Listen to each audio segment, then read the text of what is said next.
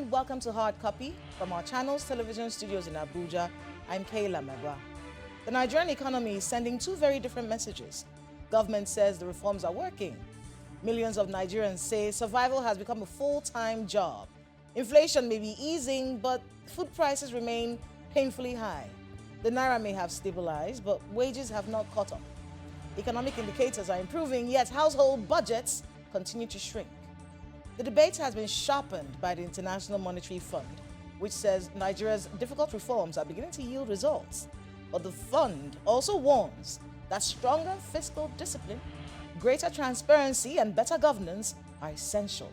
It notes that weaknesses in public financial management leave an estimated 2% of public spending insufficiently accounted for. A troubling observation at a time when citizens are being asked to bear the painful cost of economic adjustment. For workers, the reality is immediate. The removal of fuel subsidies, exchange rate reforms, rising electricity tariffs, and the soaring cost of living have combined to squeeze incomes like never before. The new minimum wage is now law, but implementation remains uneven. And many Nigerians argue that inflation has already eroded much of its value. So are these reforms laying the foundation for lasting prosperity, or simply demanding endless sacrifice?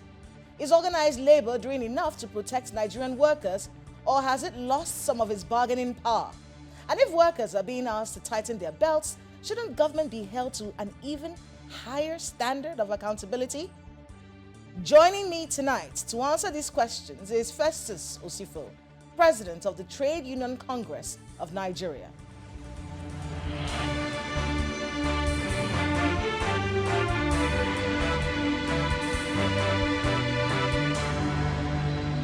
Mr. Festus Osifo, welcome to Hard Copy. Thank you so much, Kila. Thank you for having me. So let's start with the biggest story. This IMF 2% business. And you know, the advice that the IMF gave to the Nigerian government. What went through your mind when you saw that situation of 2% of our GDP insufficiently accounted for? And then it felt like he's scolding. You have to learn to be more disciplined. They're talking to us. Yes, you know, when we see IMF, you know, talking, Killer, if you look at what IMF has said in the last few years, you could see that it's an institution that speaks from both sides of its mouth, all right?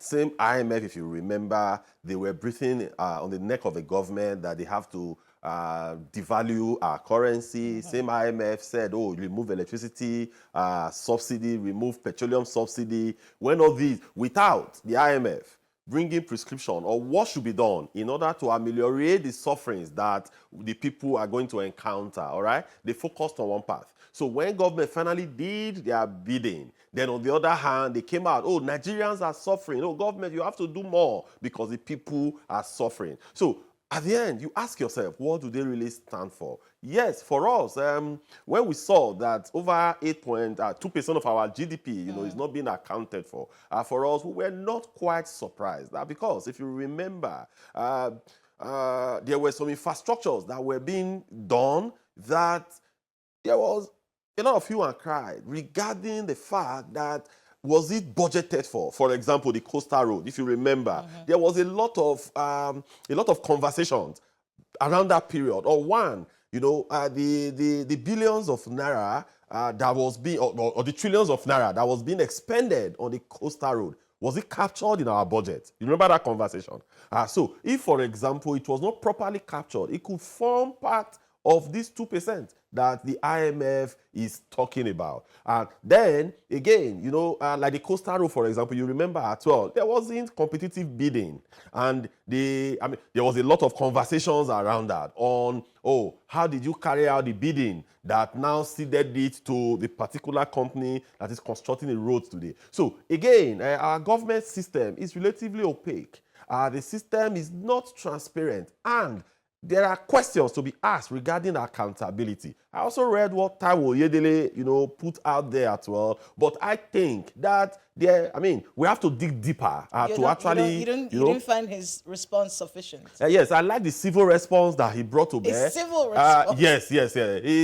He's civil. You know what government normally, some government representative maybe if it was some of the media aid that wrote that, you could see some level of insult, you could see, but it was relatively simple, but demanding for more specifics. Because it didn't really capture, because you say, look, they made a mistake. It's possible that the 2% fell into some things, but it wasn't exact, which is the problem, by the way.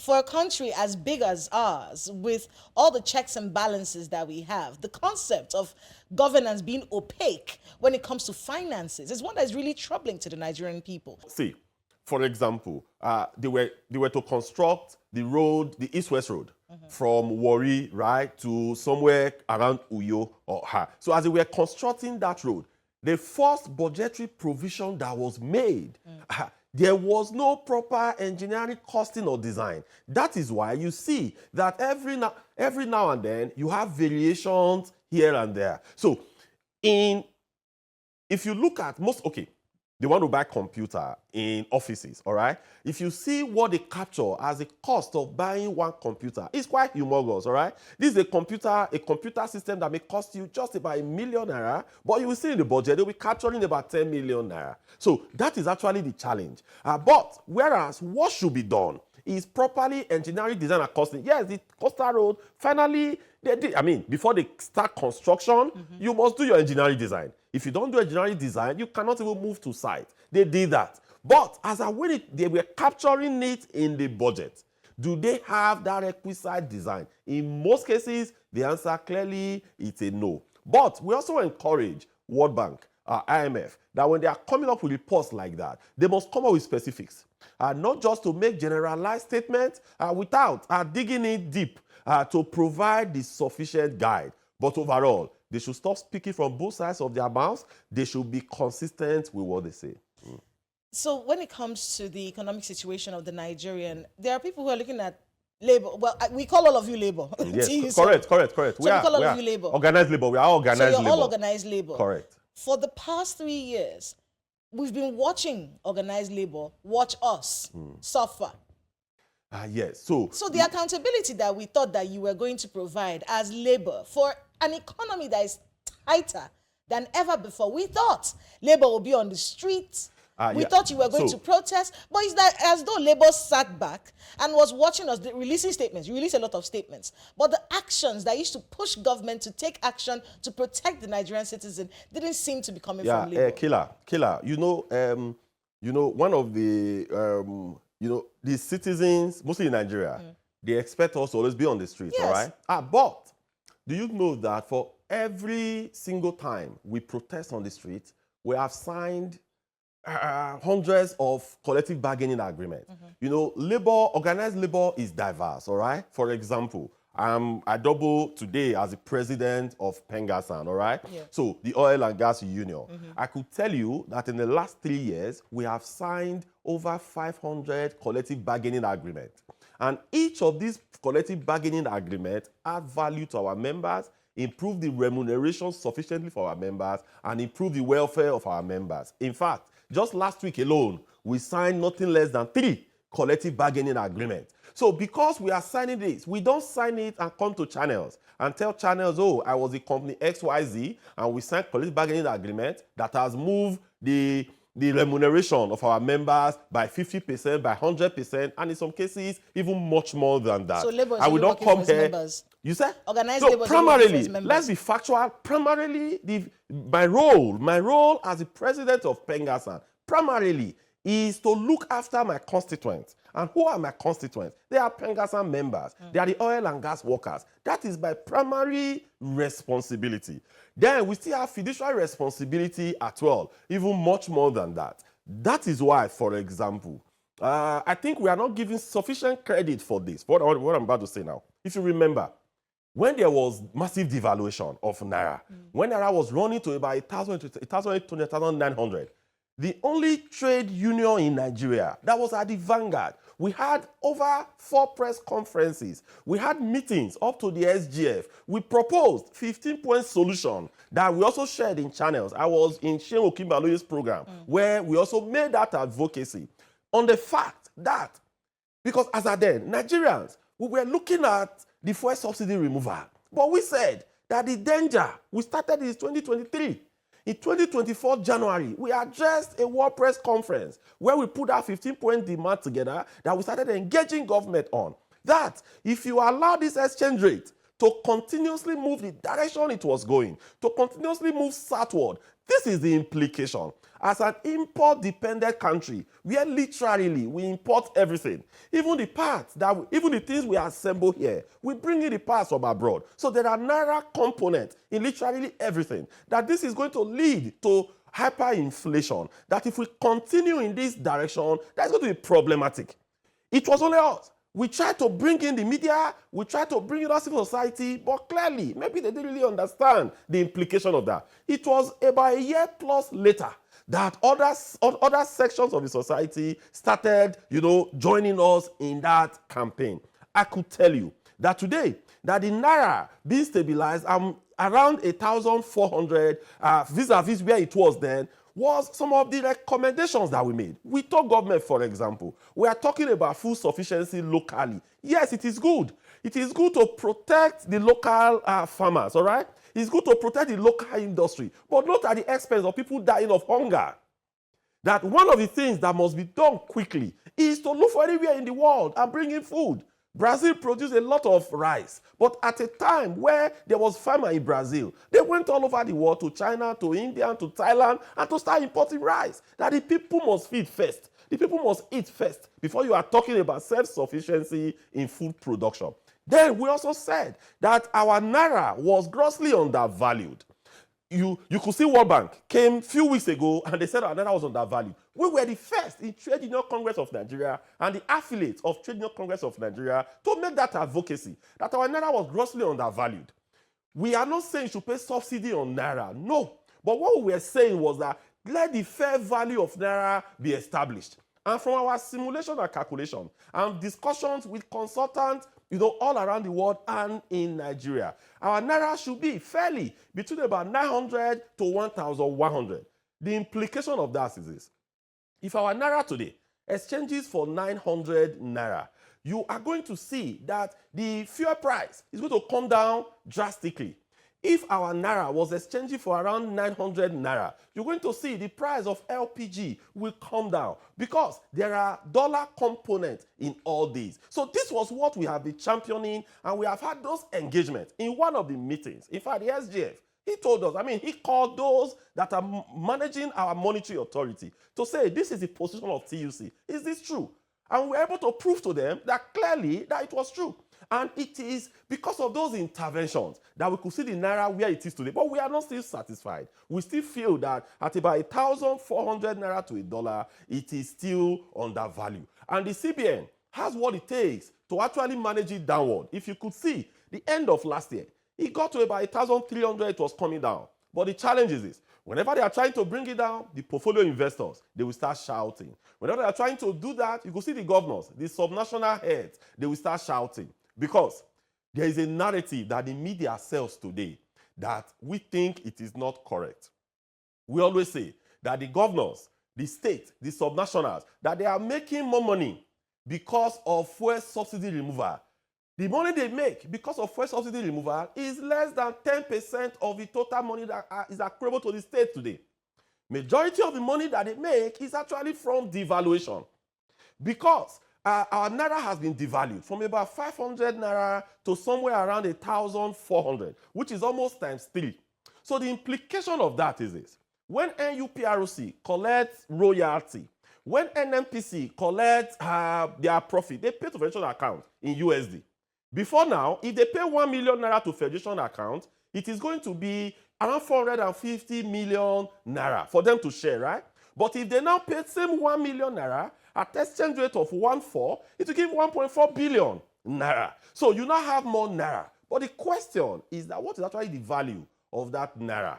The fact that you are using more naira to chase dollars. So I asked a particular state governor. I said, the only people that you guys are cheating today is actually the workers. Because the devaluation has been reflected in everything. Let me explain this briefly. You were tying a kilometer road before now, let's say with $1 million. That $1 million, you will pay 450 million naira for $1 million. But today, you are paying 1.4 billion naira to tie the same 1 kilometer road. The same thing, you were buying Prado Jeep in the past, maybe with 70 million naira. Today, you are buying similar Jeep with 200 million naira. So you are actually spending more naira in the same, close to times 3, in the same goods before now. So for us, that is what has actually happened majorly. The extra money coming in is as a result of devaluation. But this does not reflect in the workers.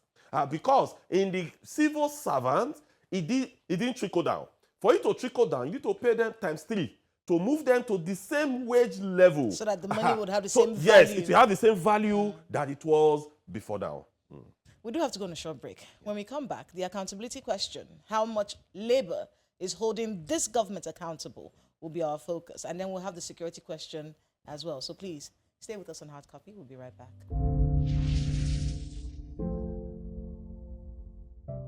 Welcome back to Hard Copy. If you've just joined us, the president of the Trade Union Congress is with us this evening, Mr. Festus Osifo. Thank you so much for being with us on the program. Thank you, Kayla. Thank you so much. Not too long ago, I was watching the Organized Labor talk about how they were going to go on protest as regards our insecurity. What happened? Are we safer? Why didn't the protest hold? What's going on? I am the president of Trade Union Congress, yes. All right?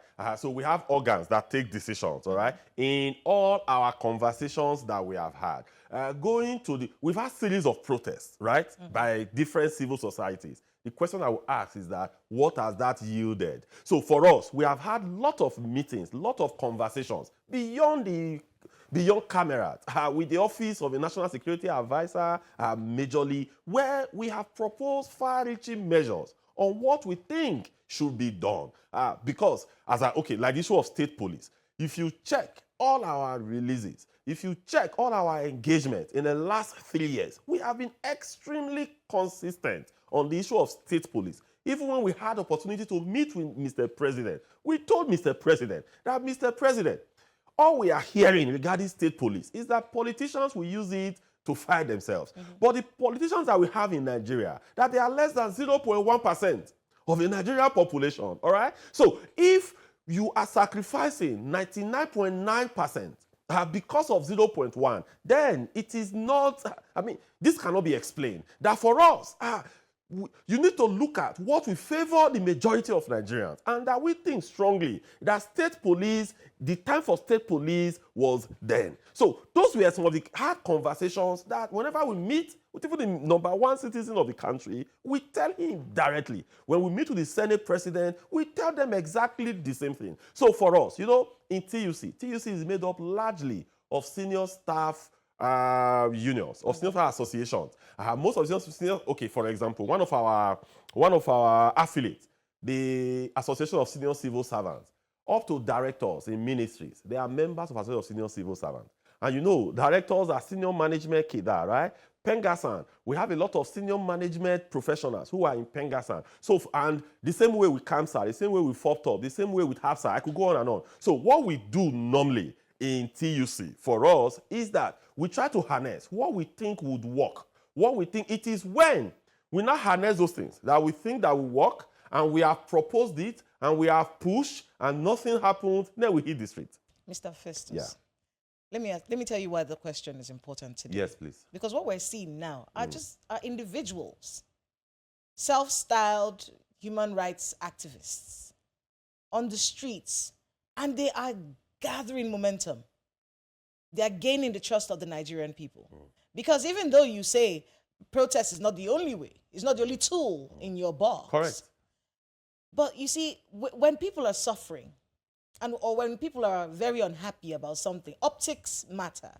So while you're looking at solutions that, could be long-term, we can negotiate this, other people are taking advantage. Yeah, but it's and good. And it's making, hold on a second, it's making people ask the question, is it that Labour is okay with our situation? So much so now that self-styled online activists are now the ones that are representing the voice of the Nigerian people. Kayla, anybody can represent the voice. It doesn't, there's nowhere it is written. Is it the Constitution of the Federal Republic of Nigeria that Labour will represent the voice of Nigerian people? It's not there. Which law in Nigeria, Trade Union Act, the Labour law, where it is written that Labour will represent the voice of Nigerian people? It is not there. How much engagement has TUC and organized labor done when it comes to our economic situation as a people and our security situation? That's what I've told you now. So in the security part, like what I told you, that who is the chief security officer of Nigeria? Is the president of the Federal Republic of Nigeria. When we met with the president, that we told him the truth. I just explained that earlier, that you cannot, because of the 0.1% of the politicians, you'll be suffering the 99%. So state police, state police, in your view, is the way to solve this insecurity? One of them. Then the second thing we also proposed was the use of technology. In fact, we also told them in government that it is a society that is safe, that build roads. Go to Ukraine now. Are they thinking of building road? Are they thinking of building anything? No. All they are thinking is how to end the war. It is after you have ended the war that you will not sit down and you will not start facing other things. We said that Nigeria, we are in the state of war. So that is what we are pushing now. What we are pushing now is that we are in the state of war. That in state of war, suspend some things that are not too relevant.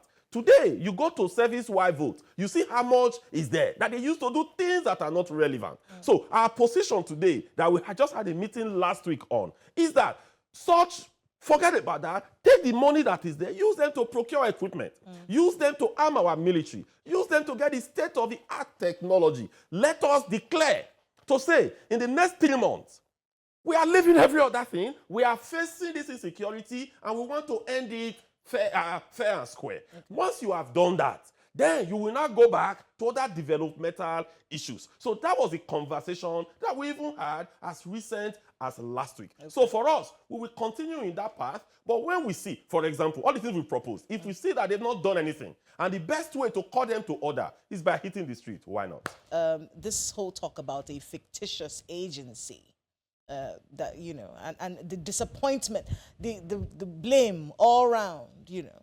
And, you know, we started seeing, you know, a lot of people talking about it, politicians talking about it.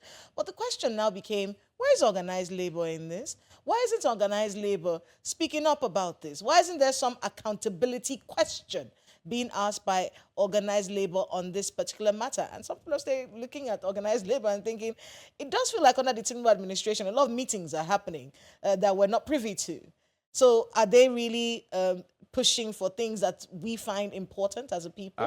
On this particular matter, has any conversation, has any statements from organized? No. Why? First, when an issue happens, yes, you need to understand the vagaries of what the issues are.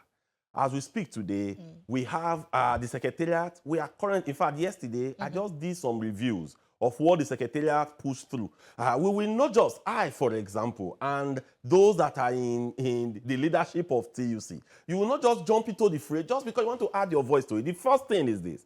What are the issues? Let's first of all understand clearly what the issues are. In fact, what we intend to do is to engage the Department of State Services to get them to investigate and get to the bottom of the matter. So for us, we find those tools as effective. So in general, what has happened for us, if it is true, as alleged, is an aberration. How can you, in the budget of the Federal Republic of Nigeria, an agency that purportedly does not exist, will find its way into the budget? That is the failure of governance in the highest level. That's fiscal irresponsibility. For us, today, we've learned that in the presidency that they've set up committee, but it should not be left to the presidency. The security agencies should investigate properly. Does the TUC believe that the Tinubu administration has delivered the dividends of democracy to the Nigerian people? And the amount of accountability that you are supposed to push for from him, have you met that quota? The Tinubu administration, they did a lot of things wrongly, all right? For example, when the fuel subsidy was removed, we told them this: you will not devalue your currency at the same time, all right? If that did not, and you will not devalue your currency when you didn't have a properly constituted CBN board, because it is the CBN board that would manage your monetary policy. You were chasing Emefiele. Emefiele is in jail. Then you were devaluing. So the speculators took over that market. They seized that market, and that now led to where we are today. So for us, the policies of the government, they were done without putting in place. First, the timing and the sequencing was wrong. Then secondly, you did not put sufficient buffer in place in order to ensure that the people are not suffering. So if you ask me, for example, what I'm going to score them is purely below average. What should they do differently? Yes. What should be done differently today? What has been done. But first, before you bring about any public policy, there are a lot of series of evaluations that are done. All right? You want to bring, okay, people have been enjoying a particular thing over the years. You want to remove it, all right? So now, you need to now, okay, those could be a macroeconomic issus. No, I'm talking about what's done is done. Yes. So what should they do? What can they do anything to make things better? Yes, they can. And one of the things they should do, which they have been doing, which they have been briefing on CBN, not to go further, is that exchange rate. If exchange rate today go to the fair value of 900 naira to $1, I could assure you that the price of cooking gas will come down. The price of PMS will come down. The price of literally your camera you are using to video will go down. The price of AC, the price of food will also go down because the fertilizer that we use in our farm to produce the food has dollar component in it. So if they do that singular act alone, I could see the cost of goods and services reducing by over 40%. Mr. Festus Osifo, I want to thank you so much. Thank you so much for your insights on hard Kayla. Copy. I know there's a lot of engagements that you have going on. Yeah, certainly. And I wish you all the best in all of your engagements. Thank you so much, Kayla. I appreciate it. Thank you. Thank you so much. That's Hard Copy this week. I'm Kayla Magwa.